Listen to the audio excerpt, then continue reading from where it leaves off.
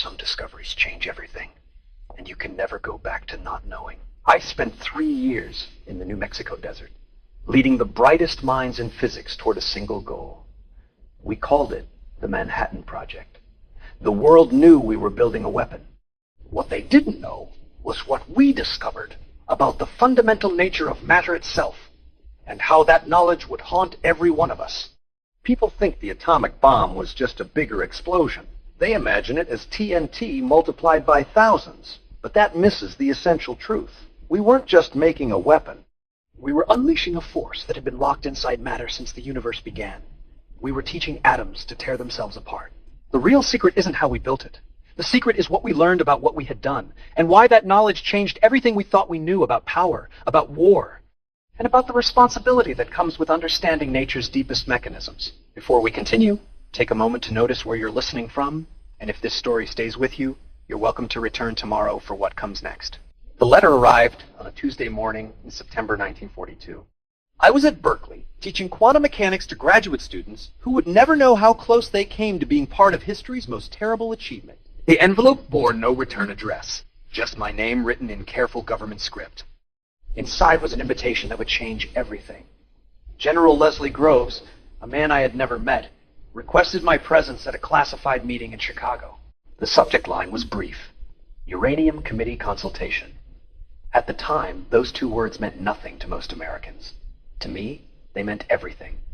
I had spent my academic career exploring the theoretical foundations of matter. Sanskrit poetry and quantum mechanics occupied the same space in my mind. I could recite the Bhagavad Gita while calculating electron spin states. My colleagues thought me eccentric, a physicist who read too much philosophy, who found beauty in equations that described invisible worlds. But I understood atoms. More precisely, I understood what Einstein had proven 15 years earlier. Mass and energy were the same thing, separated only by the square of the speed of light. That simple equation, E equals mc squared, contained the power to reshape civilization.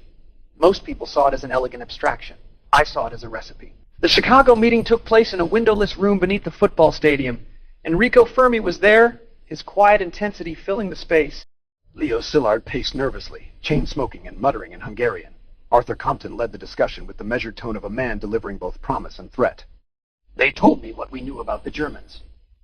Werner Heisenberg, my former colleague, was working on nuclear fission in Berlin. The reports were fragmentary but troubling. German physicists had access to heavy water from Norway, uranium from occupied Czechoslovakia, and the finest theoretical minds in Europe. If they succeeded in building an atomic weapon first, the war would end before it truly began. The science was already established. In 1938, Otto Hahn and Fritz Strassmann had split uranium atoms by bombarding them with neutrons. What emerged was not just smaller atoms, but enormous energy and more neutrons. Those neutrons could split more atoms, which would release more neutrons, which would split still more atoms. A chain reaction, a self-sustaining release of the energy that held matter together. The calculations were straightforward. 1 kilogram of uranium, if completely converted to energy, would equal 20,000 tons of TNT. No chemical explosive could approach that magnitude. We were discussing the difference between lighting a match and harnessing the sun. Groves spoke last. He was a practical man, an engineer who had built the Pentagon in 16 months. He understood construction schedules and material logistics, not quantum mechanics. But he understood what atomic weapons would mean for American security. He needed someone who could bridge both worlds, someone who could manage brilliant scientists while delivering a working weapon. Dr. Oppenheimer, he said, we need a scientific director for this project. Someone who can organize the research, coordinate the laboratories, and take responsibility for the outcome. I asked about the timeline. Groves estimated 3 years, perhaps 4. I asked about the scope. He described facilities that would employ tens of thousands of people, consume more electricity than entire cities, and cost more than most countries' annual budgets. I asked about the alternatives to American success. He was quiet for a long moment. There are no alternatives, he said. That evening, I walked through Chicago's empty streets, thinking about choice and responsibility. The scientific knowledge already existed. The physics was settled. Someone would build these weapons, whether American, German, British, or Soviet. The question was not whether atomic bombs would exist, but who would possess them first. I thought about my students at Berkeley, about the young men who would soon be drafted into a war that might end with cities disappearing in seconds. I thought about the theoretical work that had brought us to this moment, decades of research into the fundamental structure of reality. Every equation we had solved, every experiment we had conducted, had led inevitably to this choice. The Bhagavad Gita speaks of dharma, the righteous path that one must follow regardless of personal cost. Sometimes duty requires actions that seem impossible to bear. Arjuna, the warrior prince, faced a battle he did not want to fight, against enemies he did not want to kill. Krishna advised him that some responsibilities transcend personal preference or comfort. I accepted Grove's offer 3 days later. The decision was not based on patriotism alone, though I believed deeply in American ideals. It was based on a more troubling calculation. If atomic weapons were inevitable, I wanted them created by people who understood their implications. I wanted them built by scientists who would wrestle with the moral dimensions, not just the technical challenges. I was wrong about many things in those early days. I underestimated how quickly we would succeed. I overestimated our ability to control what we created. But I was right about one thing. Someone was going to split atoms for military purposes. The only question was who. By accepting that letter, I became responsible for ensuring it would be us. I did not yet understand what that responsibility would cost, or how it would follow me for the rest of my life. I only knew that the alternative, German atomic weapons in 1944, was unthinkable. The physics had made the choice for us. We were simply following where the equations led. The mesa rose from the New Mexico desert like an ancient altar, 7,000 feet above sea level and 40 miles from the nearest town. When I first saw Los Alamos in November 1942, it was nothing more than a boys' boarding school perched on volcanic rock, surrounded by pine trees and silence. Within 18 months, it would become the most important place on Earth. I had suggested the location myself. Groves wanted somewhere isolated, secure, and large enough to house thousands of scientists and their families. The Los Alamos Ranch School fit perfectly. The students were sent home with careful explanations about government requisition for the war effort. The headmaster was compensated and sworn to secrecy. By Christmas, the first physicists were arriving. The site selection maps spread across my temporary office showed elevation contours, water sources, and railroad access. My handwritten notes covered the margins, calculating distances to population centers and estimating security perimeters. We needed isolation without total disconnection, secrecy without suffocating the scientific process. Los Alamos offered both. The early days felt like academic summer camp with a military budget. Hans Betty arrived from Cornell with theoretical calculations that would reshape our understanding of stellar fusion. Enrico Fermi came from Chicago, where he had already achieved the first controlled nuclear chain reaction beneath the university's football stadium. Edward Teller brought his boundless enthusiasm for theoretical physics and his disturbing fascination with weapons even more powerful than what we were building. Each scientist I recruited faced the same choice I had made. Leave comfortable university positions, abandon their ongoing research, move their families to a secret location in the desert, and work on a project they could not discuss with anyone outside the fence. Most said yes immediately. A few asked for time to consider. None refused. They understood what I understood. The German nuclear program was real. Intelligence reports, fragmentary but consistent, suggested Heisenberg's team was making progress. Every month we delayed gave them more time to succeed. If they achieved a working atomic weapon first, American cities might disappear before we could respond. The mathematics of nuclear fission belonged to no single nation. The race was to application, not discovery. The laboratory buildings rose quickly from the desert floor. Construction crews worked in shifts around the clock, pouring concrete foundations and erecting metal frameworks that would house equipment worth millions of dollars. None of the workers knew what they were building. The official story involved radar research and artillery shell development. The true purpose remained hidden behind classification levels and compartmentalized information. My office overlooked the main laboratory complex, giving me a view of the entire operation. In the mornings, I could watch scientists arrive from work, carrying coffee and notebooks filled with equations that would change human history. In the evenings, they departed with the same notebooks, but carrying knowledge that grew more dangerous each day. The first major breakthrough came in early 1943, when our calculations confirmed what we had suspected but hoped was wrong. A uranium-235 bomb would be relatively straightforward to build, but required enormous quantities of enriched uranium. A plutonium bomb would be more complex, but potentially more efficient. Either way, we were no longer discussing theoretical possibilities. We were engineering actual weapons. The numbers were staggering. Complete fission of just 1 kilogram of uranium would release energy equivalent to 20,000 tons of conventional explosives. The largest bombs dropped in Europe contained perhaps 1 ton of TNT. We were contemplating weapons 20,000 times more powerful, weapons that could level entire city centers with a single detonation. But the true revelation came when we calculated the critical mass required for chain reaction. For uranium-235, approximately 50 kilograms would be sufficient.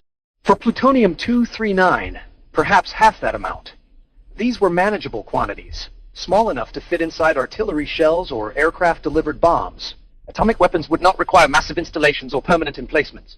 They would be portable, deployable, and effectively unlimited in number. Late at night, when the laboratory complex fell quiet and the desert wind whistled through the pine trees, I would review our progress reports and feel the weight of what we were accomplishing. Each successful experiment brought us closer to weapons that would make conventional warfare obsolete. Nations possessing atomic bombs would never again face military defeat.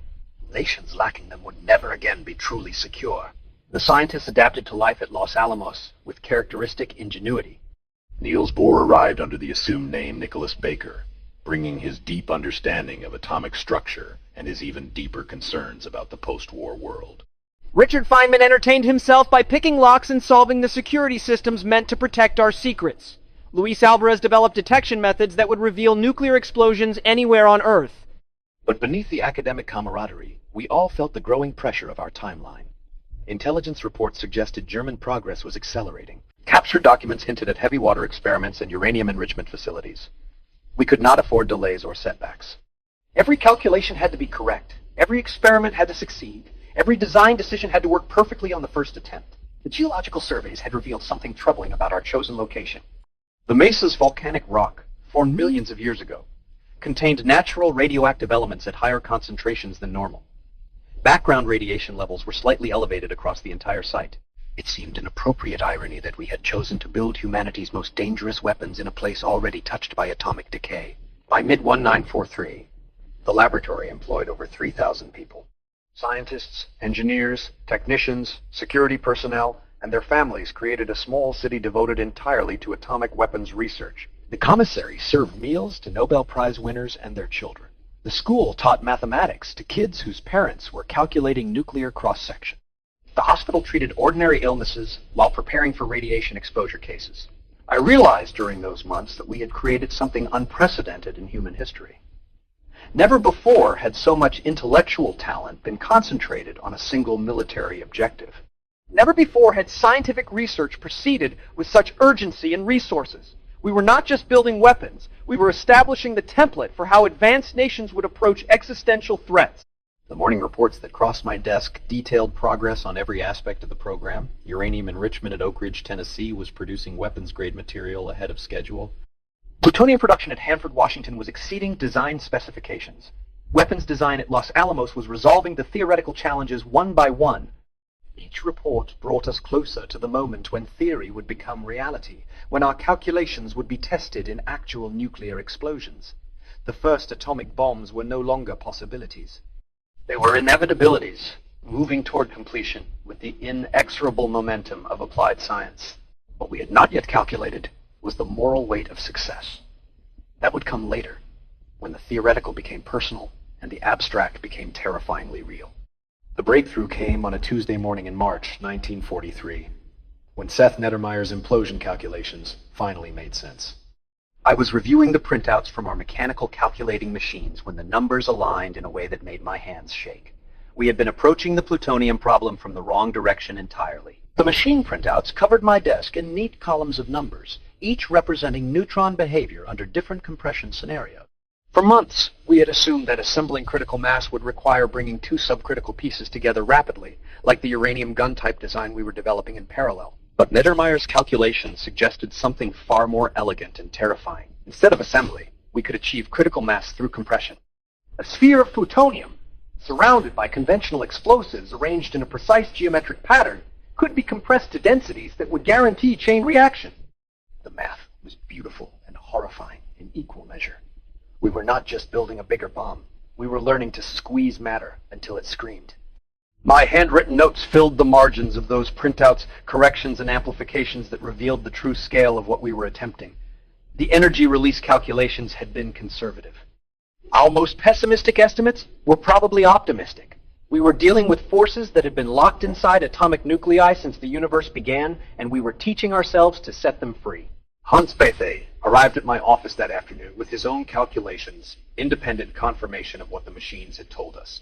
His face carried the expression of a man who had solved a puzzle and discovered it was more complex than he had imagined. We spread the papers across my desk and reviewed the numbers together, checking each calculation against known physics. The compression ratios are achievable, he said quietly. The timing requirements are demanding, but manageable. The energy release will be approximately 20 kilotons. 20 kilotons! 20,000 tons of TNT equivalent from a sphere of metal smaller than a basketball. The largest conventional bombs contained perhaps 1 ton of explosive. We were contemplating weapons that would make the distinction between strategic and tactical targets meaningless. Any target worth attacking would simply cease to exist. But the comparison to conventional explosives missed the fundamental difference. TNT released energy stored in molecular bonds, the relatively weak forces that held atoms together in compounds. Nuclear fission released energy from the binding forces that held protons and neutrons together in atomic nuclei. The difference in energy density was not incremental, it was transformational. Einstein's equation, E equals mc squared, had seemed like elegant theoretical physics when I first encountered it as a graduate student. Mass and energy were equivalent, separated only by the square of the speed of light. That conversion factor, roughly 9 times 10 to the 16th power, was so large that even tiny amounts of matter contained staggering quantities of energy. We were learning to access that energy directly. The calculations revealed something that none of us had anticipated. The chain reaction, once initiated, would proceed faster than any known physical process except light itself. The neutrons that split the first plutonium nuclei would split additional nuclei within millionths of a second. The entire fission process, from initiation to completion, would occur in less time than sound could travel 1 foot. This meant that atomic bombs would not explode like conventional weapons, with flames spreading outward from ignition points. They would release their entire energy content essentially instantaneously, creating temperatures equivalent to the center of stars and pressures that would vaporize any known material. The destruction would not spread from the explosion center. It would simply appear, complete and total, limited only by the speed of light. Enrico Fermi had already demonstrated controlled chain reaction in his Chicago reactor, but that was a sustained, moderated process designed to release energy gradually. What we were calculating was uncontrolled chain reaction, deliberately designed to release maximum energy in minimum time. The difference was like comparing a campfire to a lightning strike.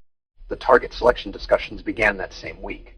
Military planners needed to understand what atomic weapons could accomplish, which meant we needed to model their effects on actual cities. The mathematics of destruction required specific parameters: building density, construction materials, population distribution, and industrial capacity. Abstract physics became horrifyingly concrete. I found myself calculating blast radii and thermal effects, estimating casualties and infrastructure damage. A single atomic bomb, detonated at optimal altitude, above a major city, would kill more people than entire conventional bombing campaigns. The fire damage alone would exceed anything in human experience. The radiation effects would persist for decades. The IBM calculating machines worked continuously, processing scenarios that would have taken human calculators months to complete. Each printout revealed new aspects of atomic destruction. The initial blast would vaporize everything within a half-mile radius. The thermal pulse would ignite fires for miles beyond that.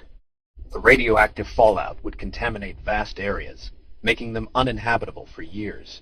But the most disturbing calculation involved electromagnetic pulse. The gamma radiation from nuclear fission would interact with the atmosphere to create electrical effects that could disable communication systems and power grids across entire regions.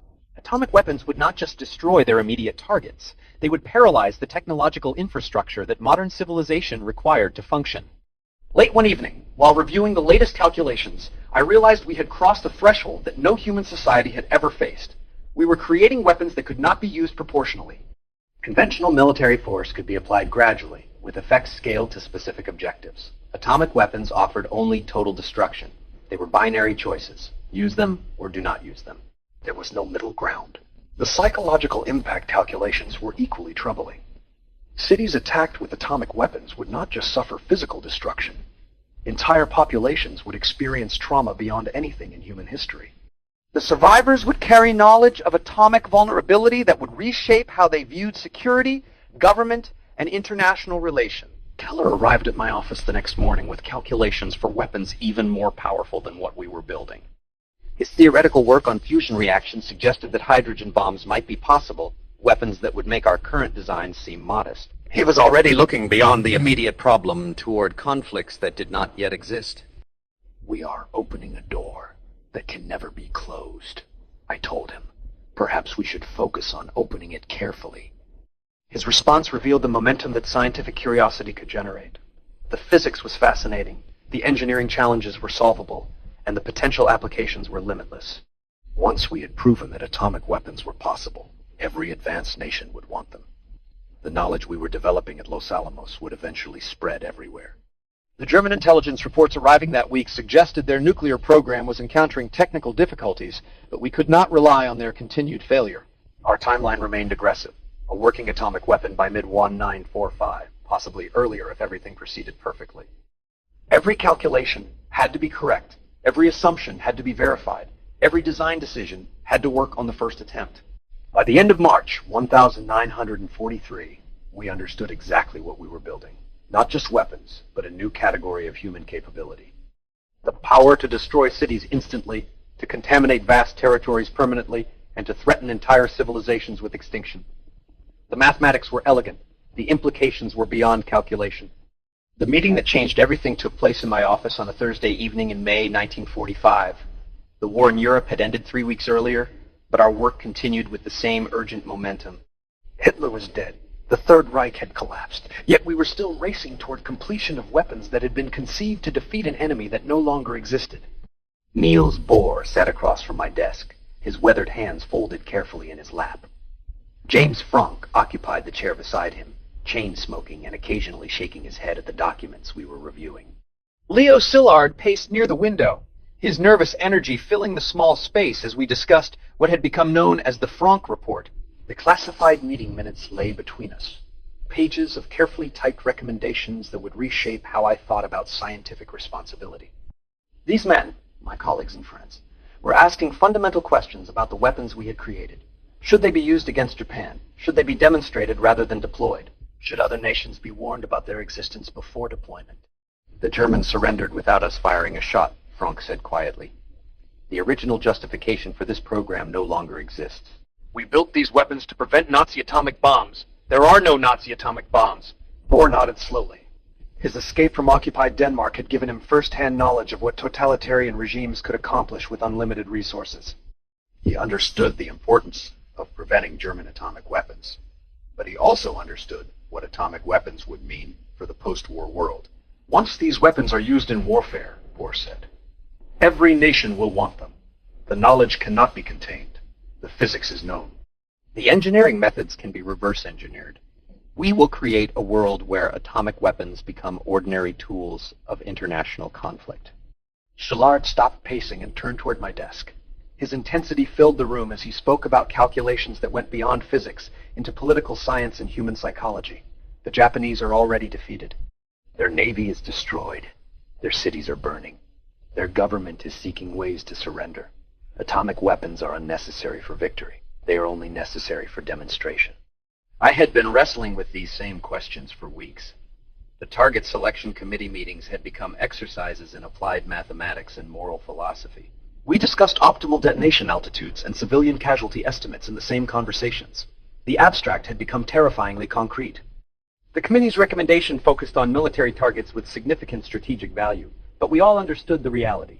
Atomic weapons could not be aimed precisely enough to distinguish between military installations and civilian neighborhoods.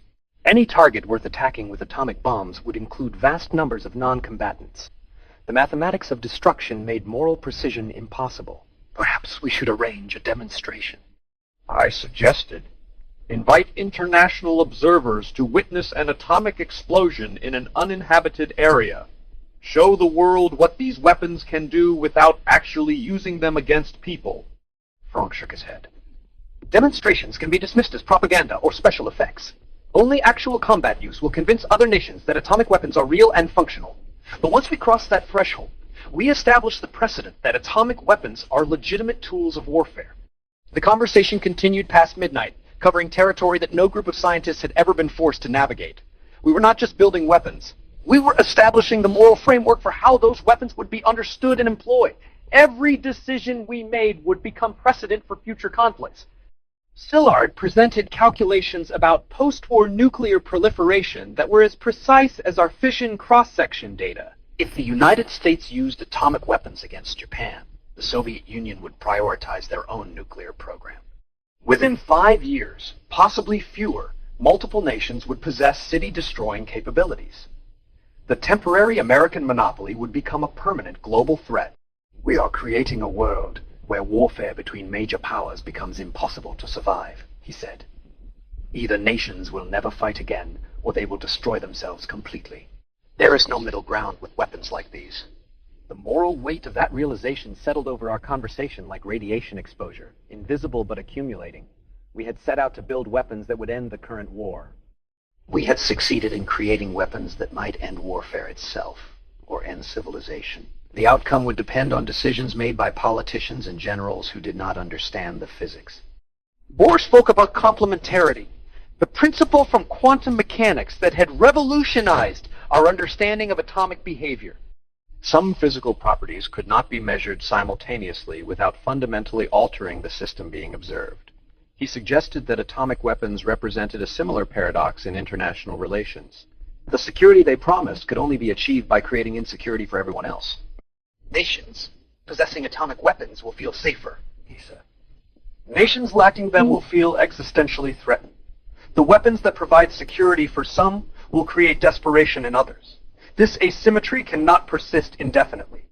I found myself thinking about the Bhagavad Gita, the Sanskrit text that had shaped my understanding of duty and consequence. Arjuna, the warrior prince, faced a battle where victory would require killing friends and teachers. Krishna counseled him that some actions are necessary regardless of their personal cost, that dharma sometimes demands choices that seem impossible to bear, but the parallel was imperfect. Arjuna's battle would determine the fate of armies, not civilizations. The weapons we had built could determine the fate of human societies for generations. The scale of consequence was beyond anything contemplated in ancient texts. The meeting minutes from that evening recorded our recommendations with bureaucratic precision, but they could not capture the emotional weight of our discussions. We were recommending against the combat use of atomic weapons, but we knew our recommendations would probably be ignored. Military commanders and political leaders had invested too much in our success to abandon atomic weapons when victory was within reach. Frank departed around 2 a.m, carrying copies of the report that would bear his name. Szilard left shortly afterward, still muttering about proliferation scenarios and arms race mathematics. Bohr remained until dawn, discussing the philosophical implications of what we had created. In ancient times, he said, as the sun rose over the New Mexico mountains, scientific knowledge developed slowly enough that societies could adapt to its implications gradually. We have compressed centuries of discovery into 3 years. Human institutions are not equipped to handle such rapid change. I realized that evening that we had become something unprecedented in human history. We were scientists who possessed knowledge that could determine the survival or extinction of our species. The responsibility was not just personal. It was civilizational. Every choice we made would echo through decades of international relations. The irony was inescapable. We had sought to preserve American security by building the ultimate weapons, but ultimate weapons could not provide ultimate security. They could only provide the illusion of safety while creating unprecedented vulnerability for everyone, including ourselves.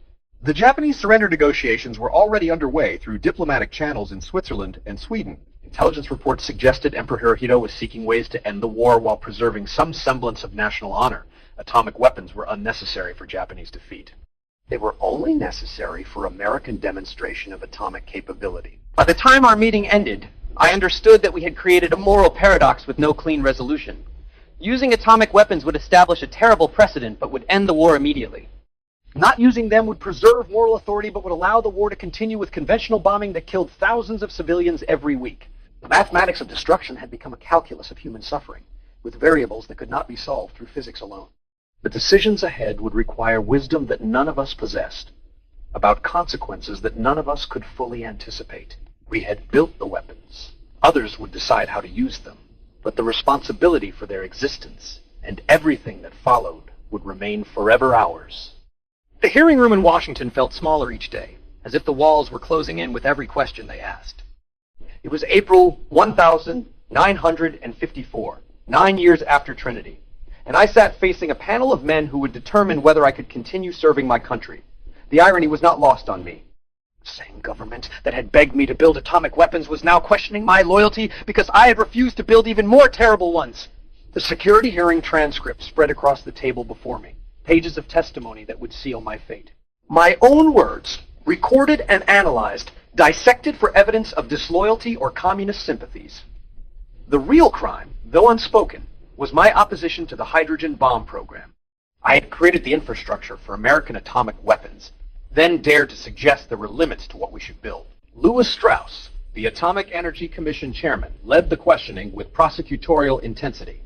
He represented a new generation of atomic planners, men who saw nuclear weapons as tools to be accumulated rather than responsibilities to be contemplated. Where I saw moral complexity, they saw strategic advantage. Where I saw civilizational risk, they saw Soviet weakness to exploit. Dr. Oppenheimer, Strauss said, consulting his notes, you have stated that the hydrogen bomb is not a weapon of war, but a weapon of genocide. Do you maintain this position? I looked at him across the table. This man who had never calculated fusion cross-sections or witnessed atomic fire. The hydrogen bomb, the super as we called it, represented everything I had come to fear about the atomic age. Where atomic bombs released energy from nuclear fission, hydrogen bombs would release energy from nuclear fusion. The theoretical upper limit on their destructive power was measured not in thousands of tons of TNT, but in millions. I maintain that hydrogen bombs are qualitatively different from atomic weapons, I replied carefully. A single hydrogen bomb could destroy not just a city, but an entire metropolitan region. The fallout could contaminate areas the size of small states. These are not weapons of war as historically understood. They are instruments of species-level destruction. The transcript recorded my words with bureaucratic precision, but could not capture the weight behind them. I had spent the previous decade watching atomic weapons proliferate exactly as Bohr and Szilard had predicted. The Soviet Union tested their first atomic bomb in 1949, ahead of our most optimistic intelligence estimates. Britain followed in 1952. France and China would inevitably develop their own programs. The atomic monopoly that was supposed to provide American security had instead created a world where multiple nations possessed city-destroying capabilities. The hydrogen bomb represented an escalation beyond rational strategic calculation. Where atomic bombs measured their destructive potential in city blocks, hydrogen bombs measured theirs in entire cities. A single hydrogen bomb could kill more people than had died in all previous wars combined. The only conceivable use for such weapons was the complete annihilation of enemy societies. Dr. Oppenheimer, another panel member interjected. Do you believe the Soviet Union shares your moral reservations about hydrogen weapons? The question revealed the impossible logic that had driven American nuclear policy since 1945. Because our adversaries might develop terrible weapons, we were obligated to develop even more terrible weapons first. Each escalation was justified by the possibility of enemy escalation. The process had no natural stopping point except the physical limits of nuclear destruction. I believe, I said slowly, that the Soviet Union faces the same choice we do. They can build weapons that make warfare between major powers impossible to survive, or they can seek international agreements that prevent such weapons from proliferating. The choice is not uniquely American or Soviet.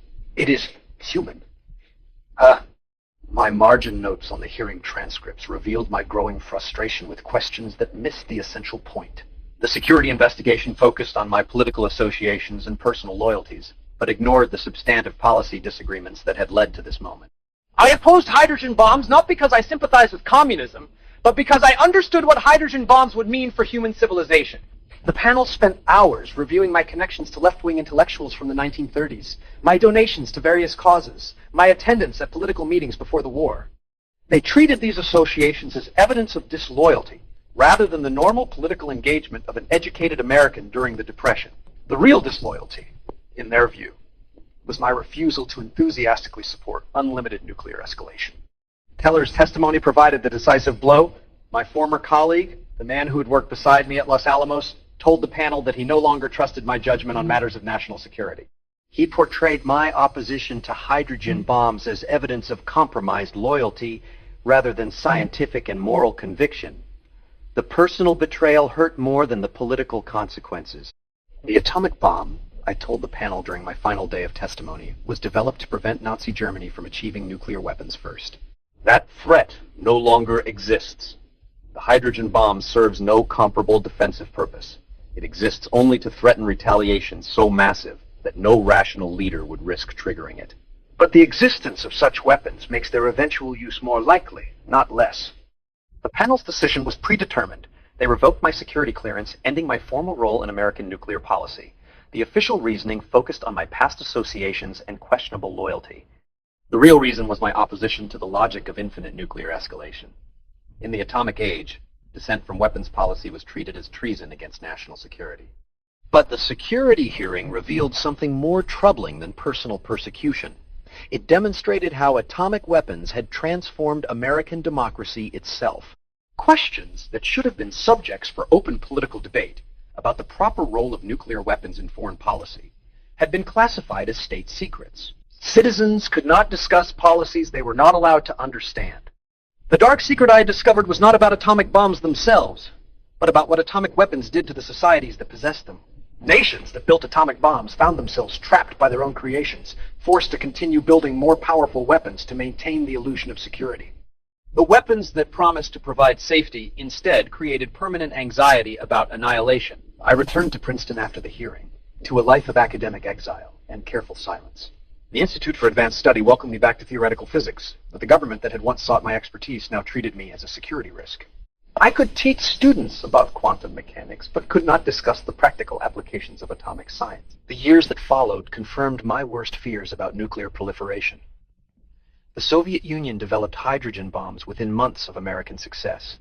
The arms race accelerated beyond any rational military purpose, creating arsenals capable of destroying human civilization multiple times over.